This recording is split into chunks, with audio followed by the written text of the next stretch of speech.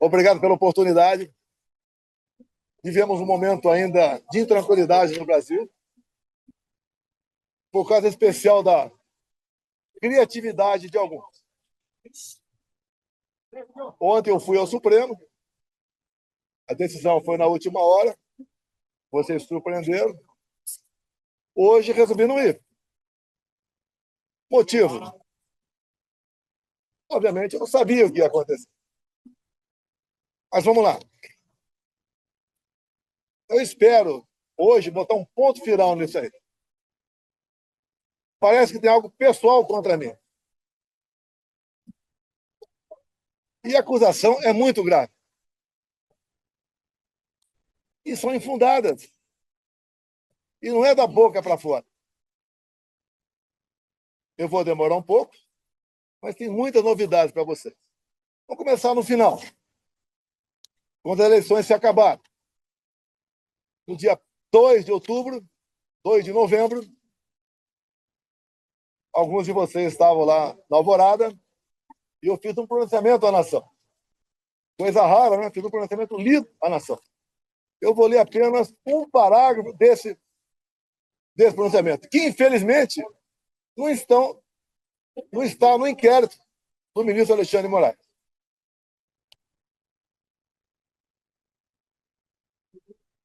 Lá, o terceiro parágrafo, bem curtinho.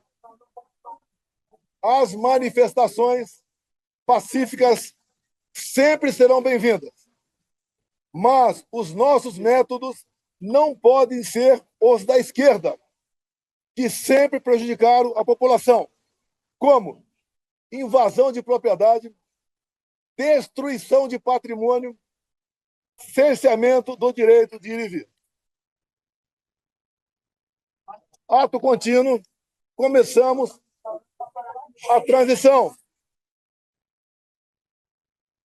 Alguns dias depois desse pronunciamento, os caminhoneiros começaram a obstruir vias pelo Brasil. Eu fiz um vídeo pedindo para que eles se desmobilizassem. Eu não tinha intenção nenhuma em parar o Brasil, criar o caos, ou estava pensando em outra coisa. Eles cumpriram esse pedido meu. Durante a transição, conduzida pelo senador Ciro Nogueira, tive um encontro no começo de dezembro, no Alvorada, o escolhido futuro ministro da Defesa, José Múcio. Ele foi pedir um apoio para mim, para que tivesse mais acesso aos respectivos ministérios. No dia seguinte, ele foi atendido em tudo.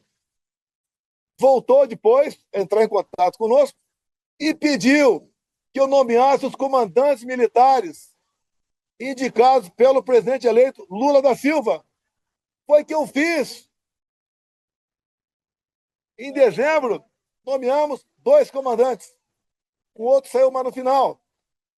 Atendi ao presidente Lula. Se tivesse qualquer ideia de força, não deixaria os comandantes do Lula assumir. 30 de dezembro de 22, o dia que eu viajei para os Estados Unidos. Mas, antes de viajar, eu fiz uma live que, lamentavelmente, não estão nos inquéritos do senhor Alexandre de Moraes. Como hoje eu vi na mídia, já que eu não estava lá, advogados reclamando de um vídeo que ele botou, mostrando a parte mais agressiva, vamos assim dizer, do quebra-quebra. E quando se fala em quebra-quebra, o próprio Zé Múcio, há pouco tempo, no programa Roda Viva, falou que o que aconteceu de 8 de janeiro não foi golpe. Como o ex-presidente Temer falou a mesma coisa. Como o ex-ministro Jobim também falou. Depois ele voltou atrás. E, na verdade, o resumo que eles falaram é o seguinte: golpe tem povo, mas tem tropa, tem armas e tem liderança. 2 anos de investigação não descobriram quem, porventura, seria esse líder. Eu vi entre ontem e assisti hoje o senhor Alexandre de Moraes falar que 500 pessoas aproximadamente assinaram não persecução penal, um acordo.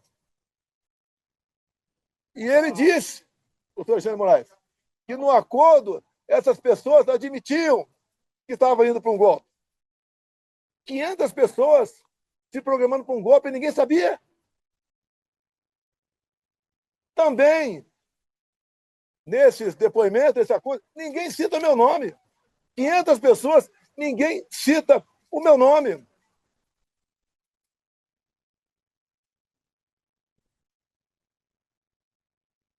Vamos aqui para a live de 30 de dezembro, o dia que eu viajei para os Estados Unidos.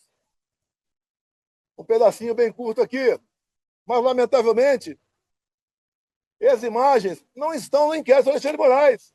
Ele bota o que ele quer lá. Por isso, seus inquéritos são secretos ou confidenciais. Na live. E repito, em nenhum momento fui procurado para fazer nada de errado. Violentando, seja o que for. Eu entendo que fiz a minha parte. Estou fazendo até agora a minha parte. Hoje são 30 de dezembro. Até hoje, eu fiz a minha parte dentro das 4 linhas. Não vamos achar que o mundo vai acabar dia 1º de janeiro. Vamos para tudo ou nada. Não! Não tem tudo ou nada. Inteligência. Mostrar que somos diferentes dos outros. Nós respeitamos as normas, as leis, a Constituição.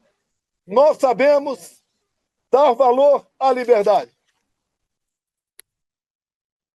Talvez isso seja o de mais importante. Mas o pessoal deve perguntar, por que estado de defesa? Lá atrás foi discutido estado de sítio. Você deve se lembrar, na matéria do Gringão, que passou para a Folha de São Paulo, áudios. Um dos áudios dizia, carregue num 42. Eles estavam na dúvida do que me acusar. Estavam na dúvida. Ele achou naquele momento que era melhor falar que queria dar um golpe usando o artigo 142 da Constituição. E agora, entre ontem e hoje, palavras do ministro relator, ficou convencionado por ele, está de defesa. E o decreto estava pronto para assinar. Seria, então, se eu assinasse, o início do golpe.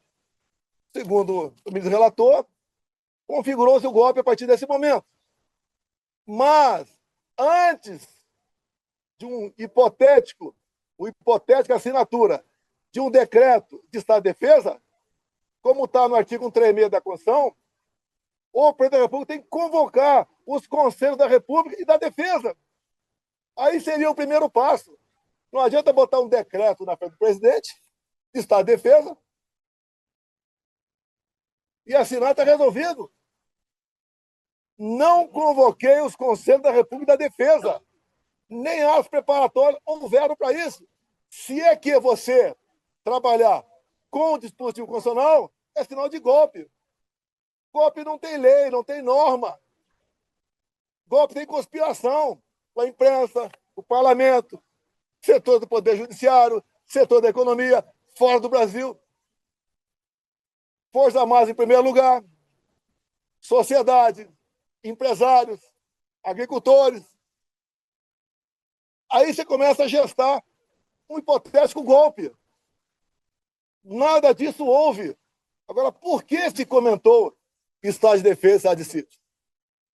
Para a gente desmontar de vez essa história de golpe em cima de um dispositivo constitucional. 2014, acabaram as eleições, Dilma ganhou de Aécio Neves. O que o PSDB fez? Contratou uma auditoria externa,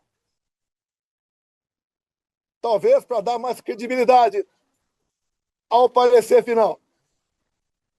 Conclusão, parecer final da auditoria externa contratada pela PSDB sobre eleições.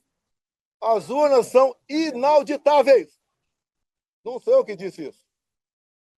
Isso foi em 2015. Eleição de 2014.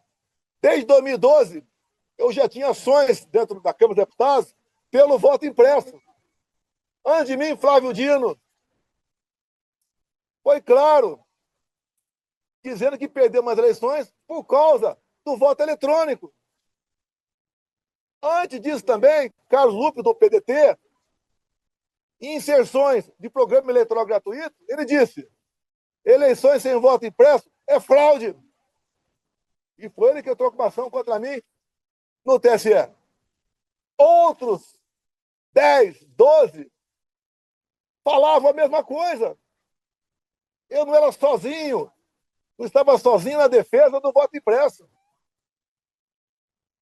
Eu não sou obrigado a acreditar, confiar num programador. Eu confio na máquina. Não sou obrigado a acreditar num programador. 2015, eu, deputado Jair Bolsonaro, aprovou uma emenda numa proposta de lei eleitoral, cujo relator era Rodrigo Maia, permitindo o voto impresso. A senhora Dilma Rousseff, vetou.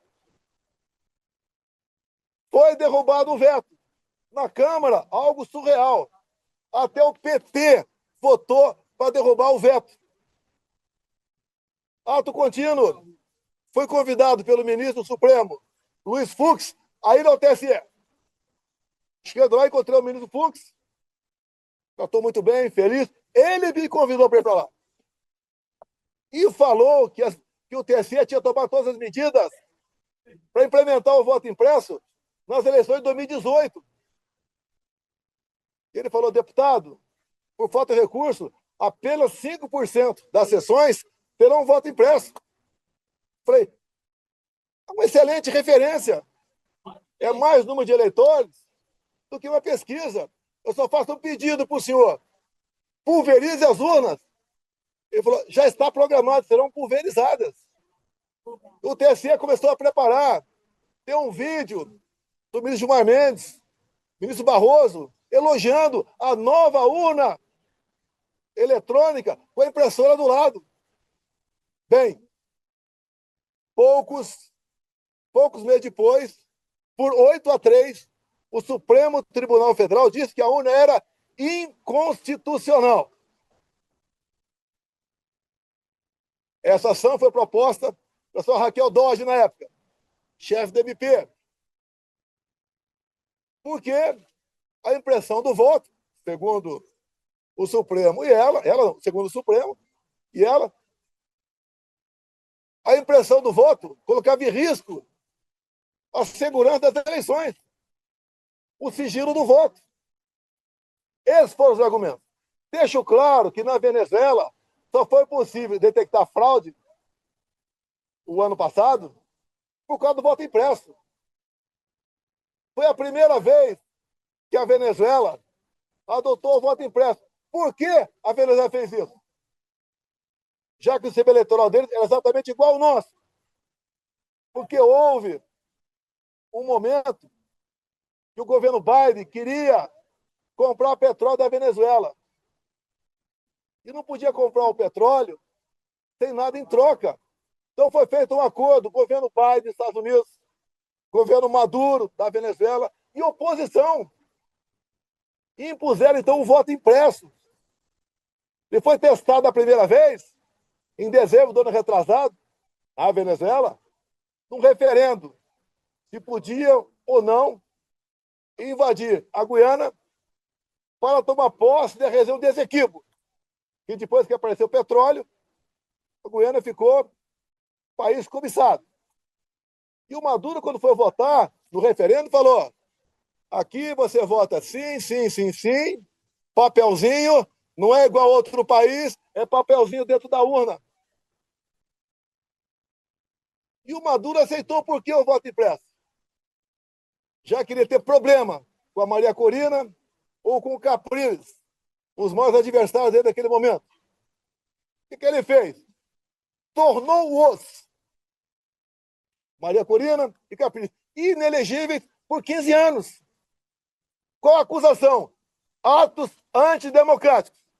subiram no carro do som e criticaram o governo Maduro. Isso passou a ser ato antidemocrático. Você começa a lembrar um pouquinho do Brasil ou não?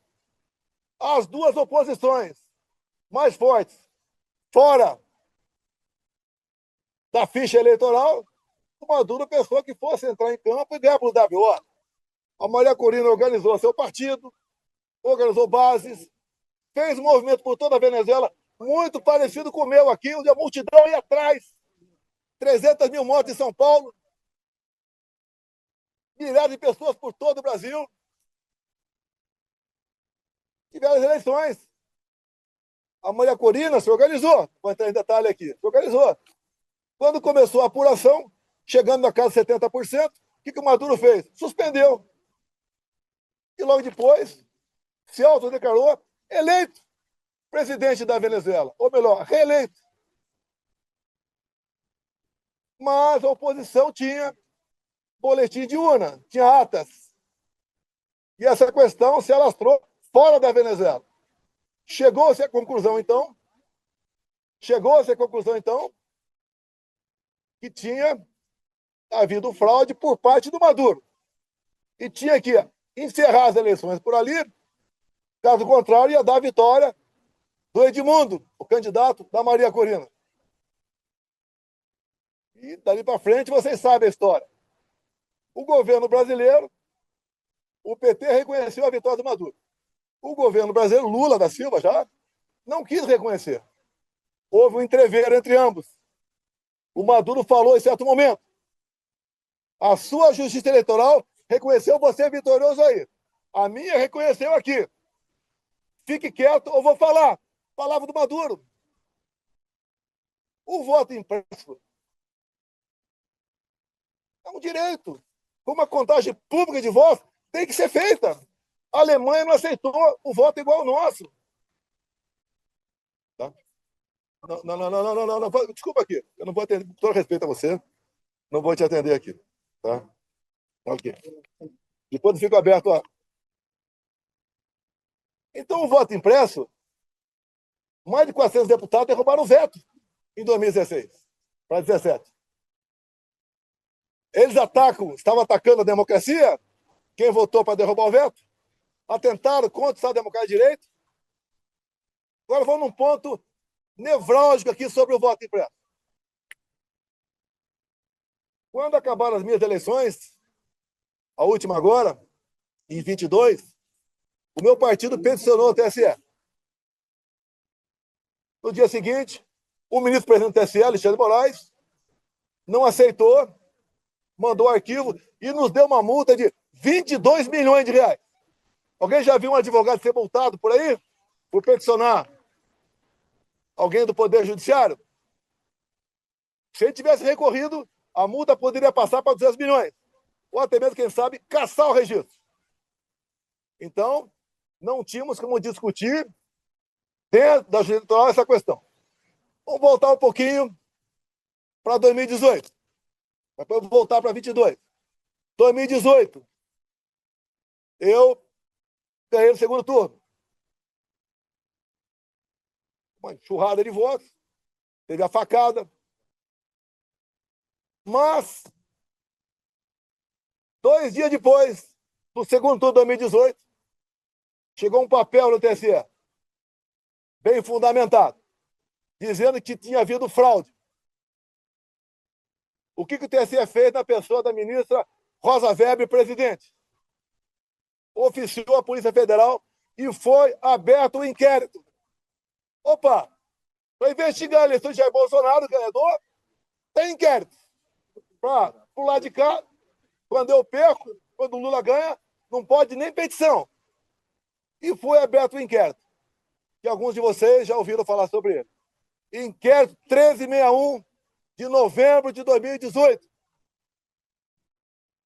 para apurar fraude. E foi dada uma atenção muito especial por determinação da presidente para resolver rápido a questão de fraude. Estava na cara que havia havido fraude. Para me tirar e botar o Haddad.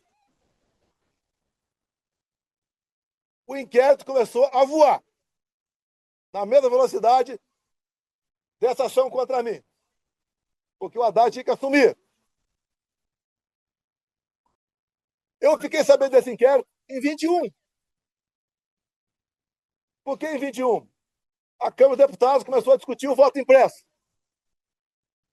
A autora da PEC, Bia Kicis, relator da PEC, Felipe Barros, do Paraná. Alguém falou de inquérito 1361 que até aquele momento eu não sabia. A comissão especial votou um requerimento e aprovou por unanimidade para buscar esse inquérito na Polícia Federal. E o Felipe Barros teve cuidado, quando pediu esse inquérito, se havia algo reservado, algo que tivesse uma classificação sigilosa para não divulgar. A resposta do delegado, não. O inquérito chegou na mesa, então, da presidente da comissão especial, Bia Kicis. Foi distribuída cópias para todo mundo. Um documento ostensivo. Eu também tive acesso. Aí, então, começou algo realmente inacreditável. O que estava dentro do inquérito?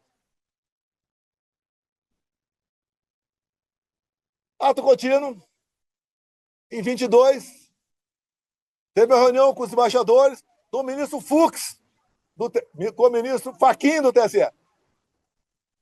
E ele acabou essa reunião com os embaixadores dizendo o seguinte, algo parecido com o seguinte, senhores embaixadores, tão logo o TSE anuncia o resultado, os senhores devem, junto aos seus respectivos chefes de Estado, reconhecer imediatamente o ganhador das eleições.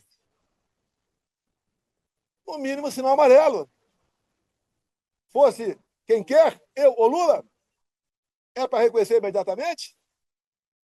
Reunir com embaixadores é uma política privativa do presidente da República. Ele não podia ter feito isso.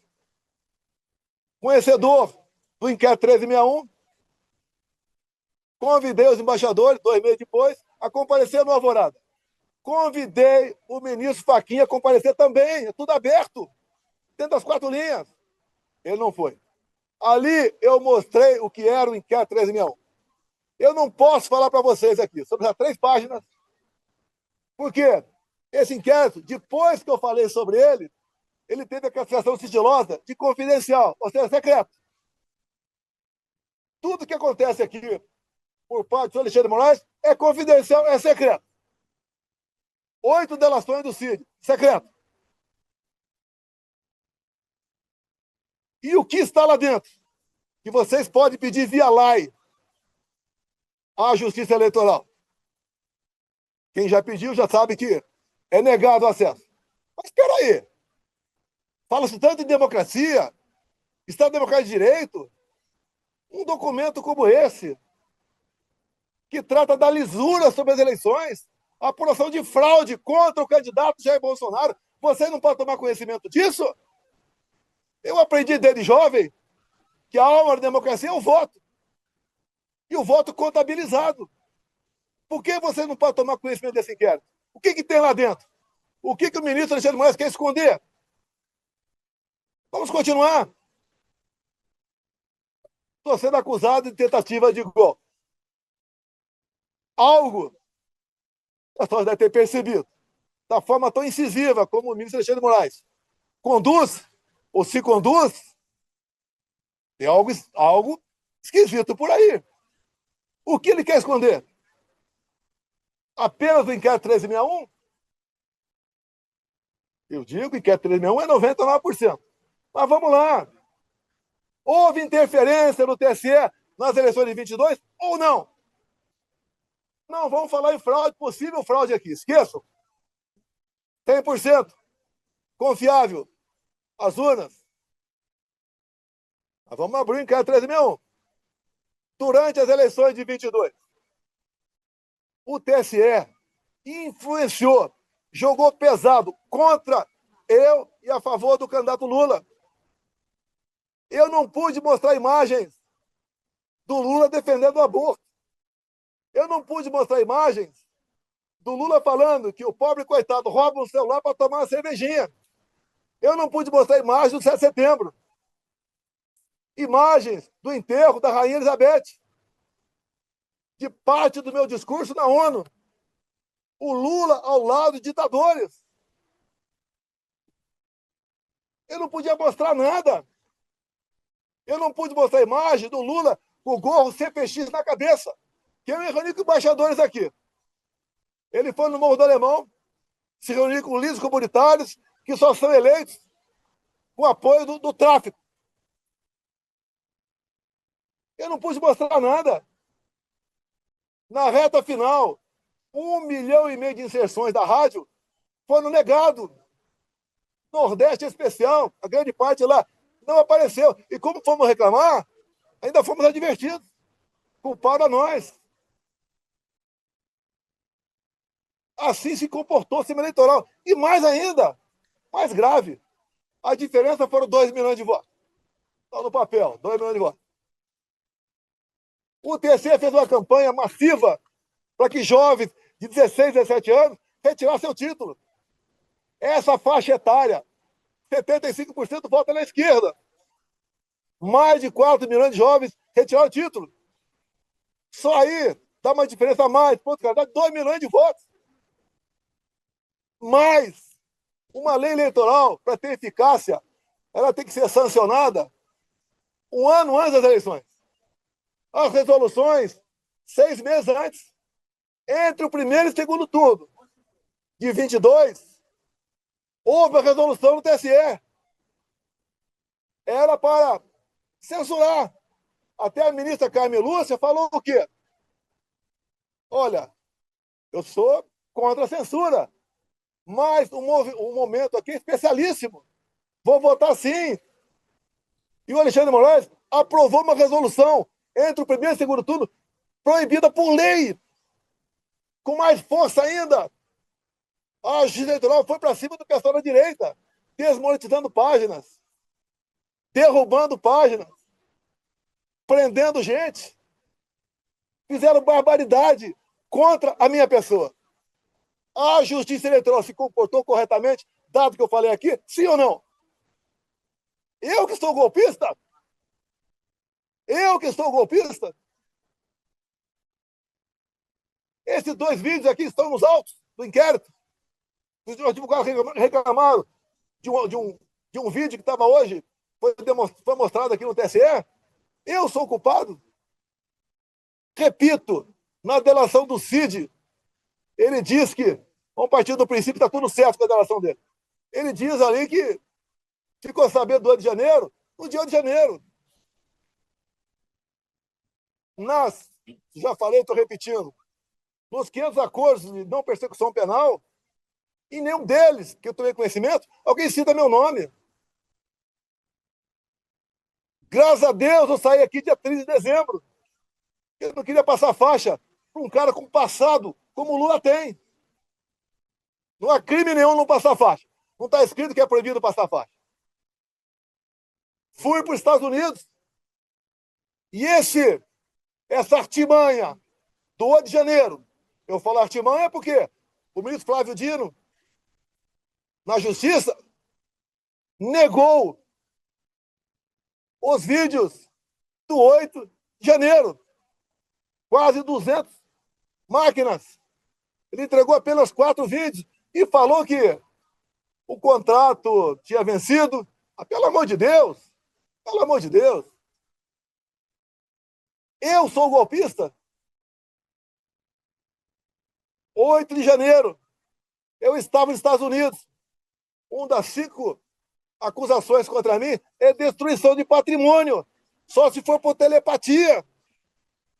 Existia.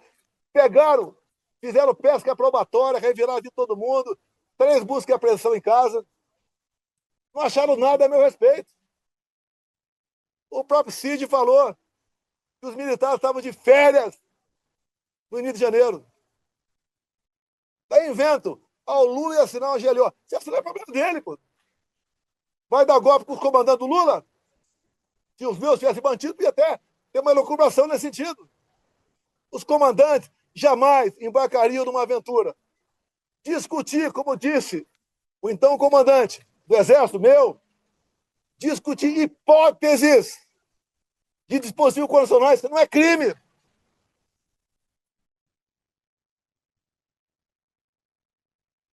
Você não vai me tirar do sério. Acho que a maioria já aprendeu aqui como é que eu acho. Quiserem tumultuar com você, é outra história. Vou embora. Vou abrir a pergunta para vocês. Diz Alexandre de Moraes que o golpe começou dia 29 de julho de 21. Um ano e meio antes de acabar 22. E ele tinha que, para dar ênfase à historinha dele, tinha que acabar de 8 de janeiro. E como é que ele chegou 29 de julho de 21? Pegou de janeiro e começou a voltar. O que aconteceu nesse dia que vocês não ficaram sabendo? Ou foi a PF que descobriu? Aquela banda da PF. Nesse dia eu fiz uma live, onde eu falei sobre o inquérito 1361. Qual o problema? Um inquérito ostensivo. E diz ele que eu difundi fake news. Eu difundi o que tinha dentro do inquérito. Se é fake news, o inquérito é mentiroso. Esse inquérito está inconcluso até hoje. Saiu de Brasília e foi para São Paulo. Nenhum delegado quer assinar o relatório final. Dado as barbaridades nessas 3 páginas sobre o sistema eleitoral. Eu acredito que vocês querem ter conhecimento disso aí. Vamos botar um ponto final? Vamos. O senhor Alexandre de Moraes suspenda o sigilo do inquérito 1361 de novembro de 2018. É fácil. Vamos para a verdade, vamos botar tudo na mesa. Por que essas prisões absurdas? 17 anos, como 14 para a Débora agora. A Débora é uma golpista, terrorista. Ela está sofrendo mais que qualquer ser humano pode sofrer na vida. Ela acorda e dorme, sem dar um beijo, sem dar um banho nos seus filhos, de 10 e 7 anos de idade. Por que 14 anos, 17 anos? Quer botar 30 em mim? Se eu tivesse devendo qualquer coisa, eu não estaria aqui. Fui para os Estados Unidos, graças a Deus, que se tivesse aqui de Rio de Janeiro, estaria preso até hoje. Ou morto. Que é o sonho que eu sei que é de alguns aí. Que eu preso vou dar trabalho. Então, aqui está grande parte, quase toda a verdade que interessa. Repetindo, 2 de novembro de 22. Quando eu falei com a imprensa, li um papel e começo dizendo que vão sentir saudade de mim, como estão sentindo hoje. Eu vou estar o mês que vem no Rio Grande do Norte com o senador Marinho, como já tive outras vezes, depois das eleições. O tratamento é excepcional. Que o João 832 eu usei na campanha e durante meu mandato. A verdade dói, mas o povo entendeu que a verdade é necessária. É picanha, de graça, cervejinha. Não tem nem ovo agora. A inflação está aí. O povo não quer mais confusão. Por isso que eu falo de anistia. Eu duvido que uma mãe aqui não se coloque no lugar da Débora e não queira anistia. Não é encontrar nenhuma arma aqui. Eu estou sendo acusado junto com essas pessoas que foram presas. Tentativa armada. Que arma? Vai no Senado aqui. As armas apreendidas foram estilingue, meia dúzia de bolinha de gude, mais nada. Agora, as coisas aconteceram antes do pessoal que estava no acampamento vir para cá. Porque tem vídeo de pessoas comuns mostrando um cara sozinho quebrando tudo por aí. O próprio Lula tem vídeo dele falando: temos que saber quem deixou abertas as portas aqui do Palácio. Foi facilitado. Quando aconteceu o de janeiro, a imprensa só mostrava uma imagem, escolhida a dedo, só uma. Aquele cara magrinho, né? Uma camisa, a minha estampa na barriga, derrubando o relógio. Só mostrava isso. Alguns dias depois, o Lula estava fora do Brasil, acho que era a China, defendendo a mudança do padrão dólar. 3 dias depois, a TV CNN mostrou as imagens do G. Dias lá dentro. Junto com perigosos terroristas e golpistas, ele andando à vontade lá dentro. Dorme aqui embaixo, no meu tempo, por volta de 60 militares. A maioria cabe soldado, armado. E a ordem é qualquer negócio, ir pro pau, armado, um fuzil. Alguém viu algum soldado armado nesse dia? Facilitaram a entrada deles. Não resta mais dúvida tocante a isso. Comigo, até o ministro Fux falou hoje, né? Que teve um 7 de setembro que ele ficou preocupado. Daí ele falou, graças à Polícia Militar do DF, nada aconteceu. Naquela época, o ministro Fux falou comigo, era presidente. O ministro, fique tranquilo, o nosso pessoal não faz baderna. Quando acaba o movimento, não tem papel no chão. Se é na Paulista, não tem um vidro quebrado. Não tem um cesto de lixo incendiado. E numa boa. Sem problema nenhum. O que assusta um outro lado, quando se fala em sistema? E comigo foi diferente. Deus me deu a segunda via e me deu um mandato. E eu montei um ministério técnico, coisa que vocês nunca viram na vida de vocês. Como agora, continua um balcão de negócio. Ministério estatal, bancos oficiais. Comigo não tinha isso. Apesar da pandemia, que te lamenta as mortes. Gastamos R$ 1 trilhão. Reflexo da guerra. Terminamos 22 com um saldo de 54 bilhões. Negociei com o Arthur Lira aqui, votação de um projeto para a gente poder zerar impostos federais de combustíveis. E zeramos. O Paulo Guedes, na nova política dele de reindustrialização, diminuiu em 30% o IPI de 4 mil produtos. Eu zerei imposto de importação de muita coisa.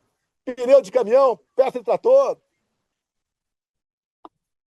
material para energia fotovoltaica, medicamentos.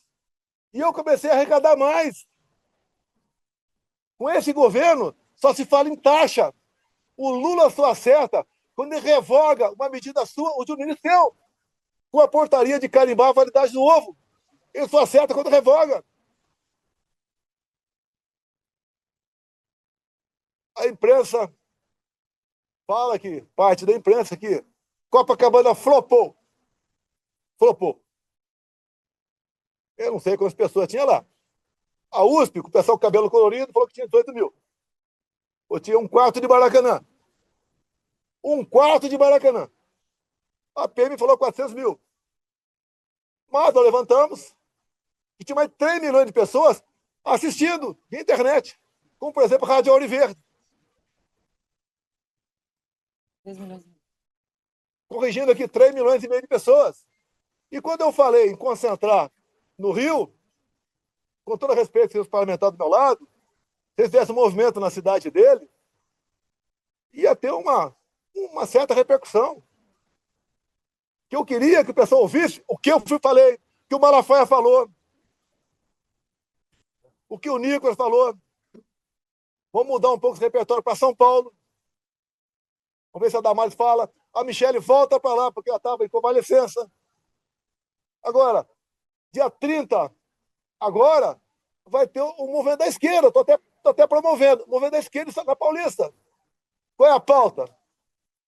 Prisão para o Bolsonaro. E sem anistia. Lá não tem mãe, não. Que não se coloca no lugar da Débora. Vamos ver quantas pessoas vão para lá. Na semana seguinte, 6 de abril, vai ter o nosso. Tudo acertado com o Tarcísio. Devemos ter pelo menos 6 governadores, mais de 50 parlamentares. Vamos continuar nessa luta da anistia. A anistia é perdão, é passar a borracha. É fazer o Brasil voltar à sua normalidade. Eu não quero confronto. Eu quero o bem-estar do meu povo. Não tenho obsessão pelo poder, tenho paixão pelo Brasil. E quando alguns falam inelegível, por que eu estou inelegível? Porque me reuni com embaixadores? Não foi com traficante no Morro do Alemão, não. Abuso de poder político? Qual voto eu ganhei junto a embaixadores? A outra inelegibilidade. abuso de poder econômico. Acabou aqui o 7 de setembro, com toda certeza, 1 milhão de pessoas aqui, parecia uma plantação de girassol amarelo. Deixei minha faixa, acabou o 7 de setembro, a estrutura dos palanques que estavam por lá de lá, subi no carro de som Cida Malafaia. E ali eu fiz o pronunciamento. E que coisa ridícula. Por ocasião da votação da minha elegibilidade, o ministro Alexandre de Moraes, falando, inclusive, ele fez um coro de imbrochável, imbrochável. O que é isso? Eu falei para um cara que estava lá embaixo, que a medalha é minha, não foi no microfone. E se tivesse falado, qual é o problema? Como agora está um grito aí, quando qualquer lugar que eu vou, chip, chip, chip. Qual o problema? Qual o problema? Alguém viu corrupção com estatal comigo? Acabaram com os Correios. Viu o rombo do Banco do Brasil?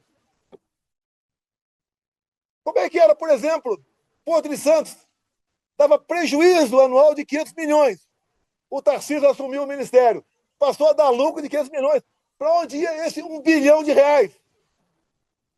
Ia para o bolso de alguém, que obviamente começou a trabalhar contra mim. Perdeu 1 bilhão por ano. Você vai lá, Itaipu Binacional, era conhecida apenas como uma empresa que gerava energia.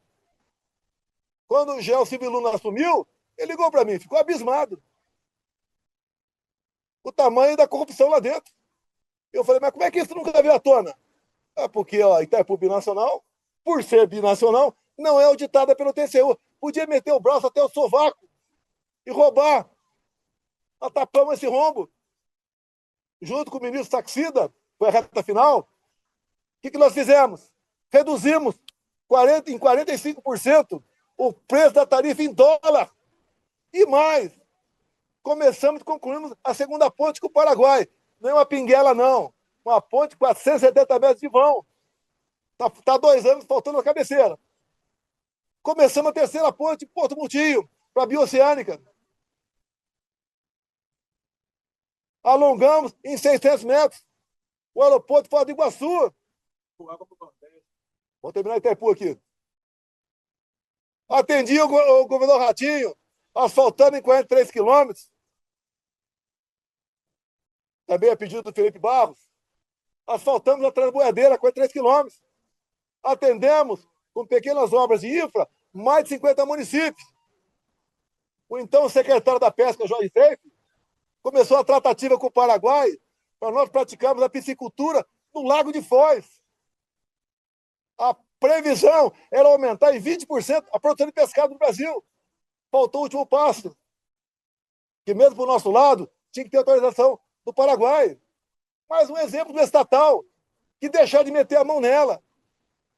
Os bancos do Brasil, Caixa Econômica, BNDES, cada diretoria era um partido ou um grupo que trabalhava lá, não pelo banco, para si. Eu tive uma vez, uma pessoa muito importante, né? Foi me visitar e tinha um problema no Banco do Brasil. Era um problema de quase 200 milhões de reais. E ver se eu podia resolver. Eu tomei conhecimento. Chamei o presidente do banco. O que tu acha disso? Ele falou, não dá por causa disso, disso. Tá bom. Eu chamei o cara de volta. Eu falei, companheiro, desculpa, mas não dá por causa disso, disso. Sabe o que ele me respondeu? Demita o presidente do Banco do Brasil. Era assim que as coisas eram tratadas no Brasil. Um momento marcante na minha vida, tinha uns 15 mega empresários na minha sala. Então um falou o que para mim?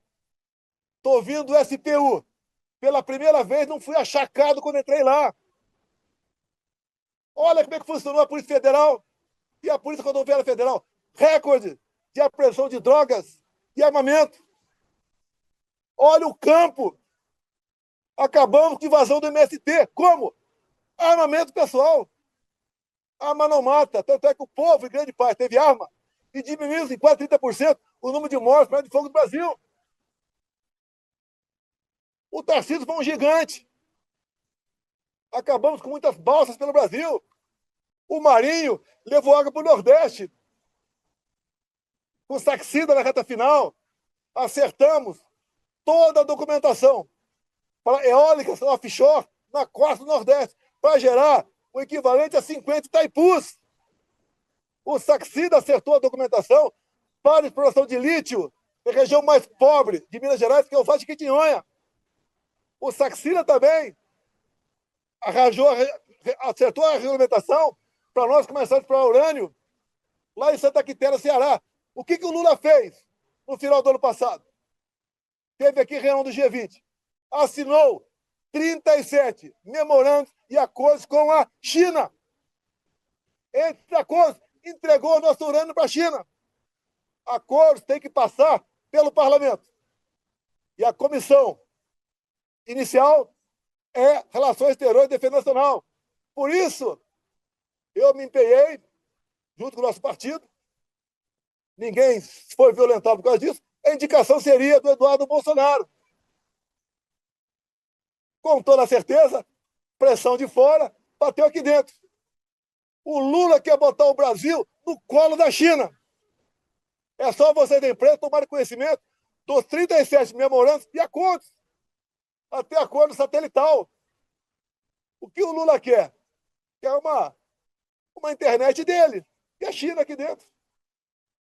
Não tem como esse país ir para frente. Não tem. É impossível esse país ir para frente. Temos potencial para dar um salto enorme.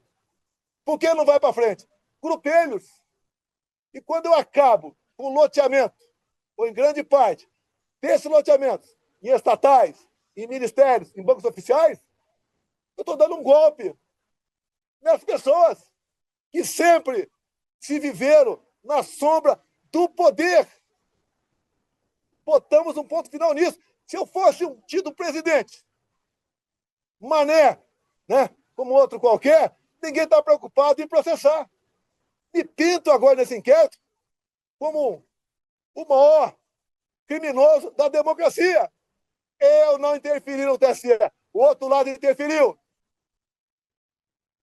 Eu não soltei nenhum bandido para disputar a eleição. Eu não tornei nenhum bandido elegível, anulando condenações para poder disputar a eleição. Dá para entender uma união de Alckmin com Lula? Com tudo que eles foram no passado? Que constrangedor o Alckmin ir num evento com Lula e cantar Internacional Socialista. O Alckmin ir para o Irã, ficar ao lado de 4 terroristas, 3 já foram eliminados. O Alckmin e Lula falar que o Hamas não é um grupo terrorista. O que eles querem fazer com a Polícia Militar agora? Numa PEC. Acabar com a Polícia Militar no Brasil. Não tem nada para dar acesso a esse país. Vou encerrando, abrindo para alguma pergunta. Presidente, o presidente, vê que o senhor teve uma Pessoal, prisão agora. pessoal,